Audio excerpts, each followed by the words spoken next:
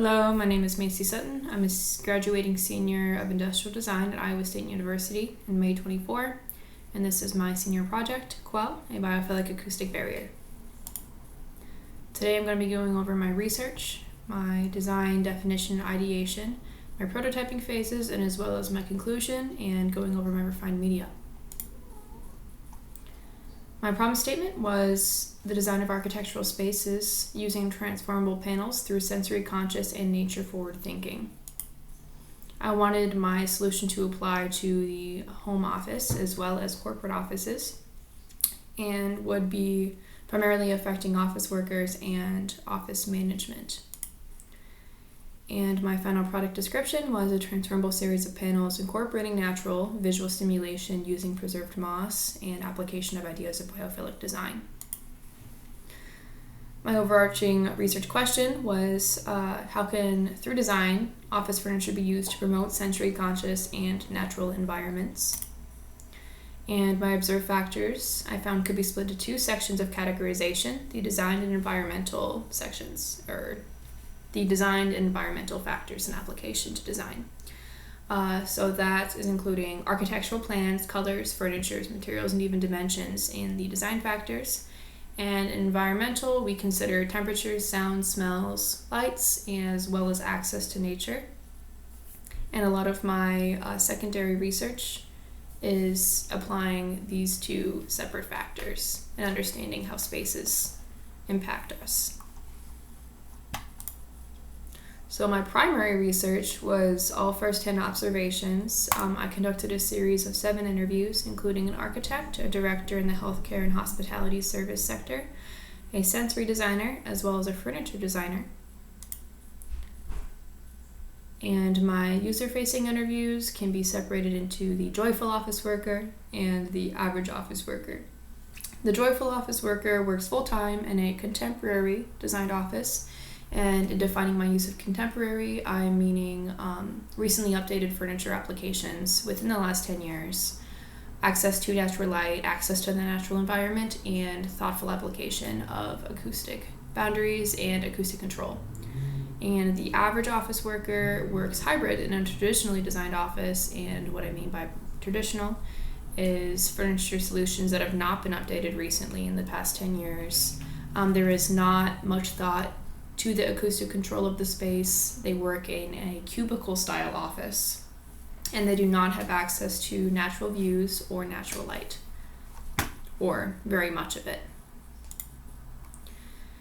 And my interview conclusions led me to understand the importance of nature and nature in our environments and in office design, the importance of aesthetic appeal, and even like the productivity of our spaces, how much we are enjoying our spaces.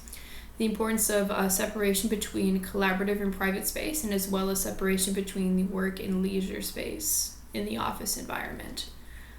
So being able to separate when we want to work alone, when we want to work with other people, and having that clear separation in auditory and visual control, as well as the same factors applying to work and leisure spaces. And then finally, the importance of familiarity in a space. This is a pretty general application that isn't just prevalent in office design. Designing spaces to feel familiar and to feel like we've seen them before and we understand how to function within the space and how to interact with it is important. My secondary research was driven by my interview findings. And my secondary research was conducted through reading research papers, listening and reviewing speeches, as well as observation of precedent design. My overarching research topics that were covered in my secondary research phase was workplace spatial design, biophilic design applications, as well as precedent design applications, biophilia in workspaces, as well as health and wellness space design, which was the most applicable adjacent field to my topic, because the design of health and wellness spaces is very important to people's healing, people's mental health, dealing with stressful situations, and how high stakes those design factors are, and the amount of research in them was super helpful and applicable to this project. So So one of the great features of our time is to foster beneficial contact with nature in our built environments.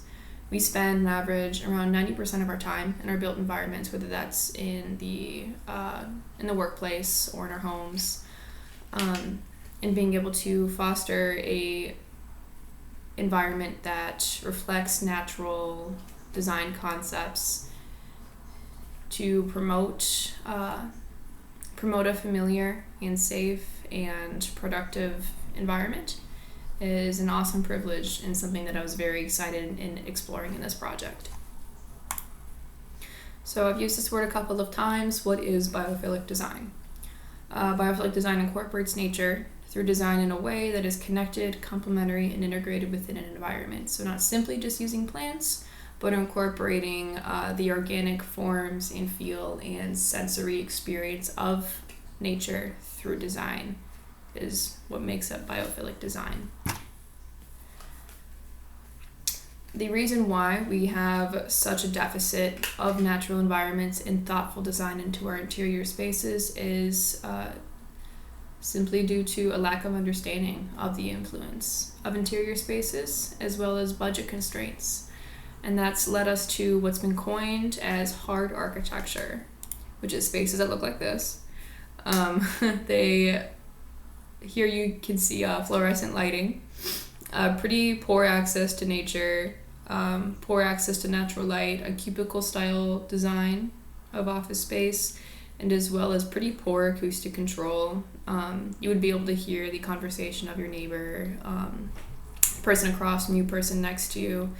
You can hear phones ringing, people coughing, a lot of distractions, and this would be a pretty overstimulating environment. And this is common in open plan offices. And through multiple research studies, it's found that there is a clear relationship between office environment and productivity of employees, and that impacts the satisfaction of employees and their mental health and ability to function as well as they can in their workspaces. And this is because the unpredictable moments of nature are super important in applying to our spaces. It allows employees to distract for an instance in performing those focused tasks, and having those moments of effortless attention of something you can just space off and stare at reduces mental fatigue. And this is why biophilic design is super important in office spaces and in a variety of environment applications, but in office spaces as well.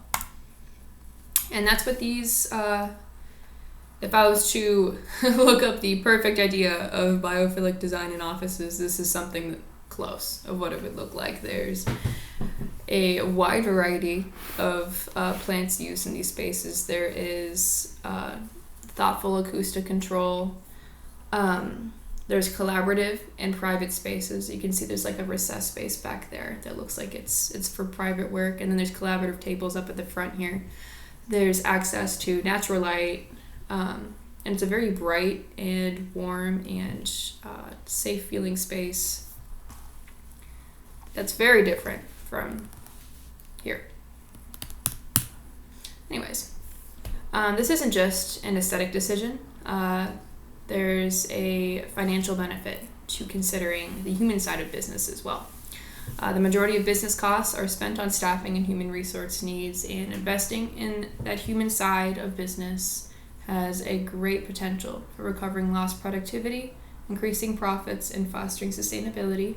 I've mentioned a couple of times the productive benefits of biophilic design and of conscious and empathetic office interior design, and there are financial benefits to applying this to your spaces and workers actually wanting to come in and work in the office, especially with a lot of hybrid or virtual workers coming in post-COVID back into the office.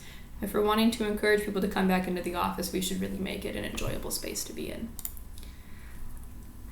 So we've gone over the productivity of employees in office environments and how it affects, or and how it is affected by the design of the environment.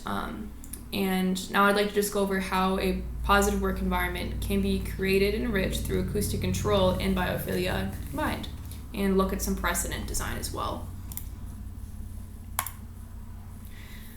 And so some previously existing applications to this are acoustic work pods. This isn't really so much of an application of biophilic design and more so conscious acoustic control in the office space.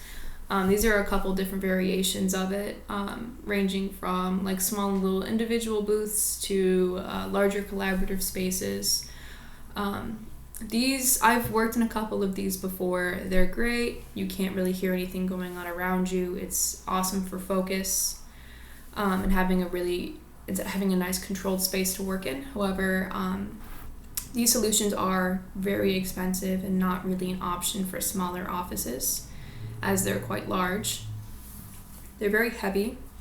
They're hard to move and rearrange, and the flexibility of office solutions has become more and more important in our current market. And as well, a lot of these solutions require access to power because they have their own air filtration systems as well as lighting systems, which can affect the office layout and, again, its ability to be flexible and adjustable. Another solution is acoustic screens. These are a lot more flexible and can be very pretty. However, PET and acoustic foam are mainly made out of polyester and are pretty difficult to recycle and have a pretty poor environmental impact. These are still pretty widely used in U.S. markets and a lot of American offices you'll see that are applying more modern office furniture solutions to acoustic control. However, the use of PET and acoustic foam in a lot of European offices is phasing out due to its poor environmental, how difficult it is to recycle. Another application are acoustic wall panels. These are a couple different variations and applications. However, these are non-flexible. They do not block any light or visual distraction when applied to a wall. These can be made out of wood or acoustic foam, PET. Again, acoustic foam, PET, hard to recycle. And finally, moving into where I focused my design was within biophilic acoustic solutions. What already exists are some applications such as moss panels, little individual ones that are applied to a wall, PET and acoustic foam wall panels that are have like organic forms applied to them, full scale vertical gardens, and moss or greenery walls, as well as they make a lot of panels out of recyclable and natural materials that have acoustic properties. These are all great solutions. However, a lot of them can be high maintenance. Again, polyester is hard to recycle, and these are all non-flexible solutions. Vertical gardens can be very messy and can be very high maintenance, and don't really do much as far as blocking light and visual distraction and creating that visual barrier in office spaces.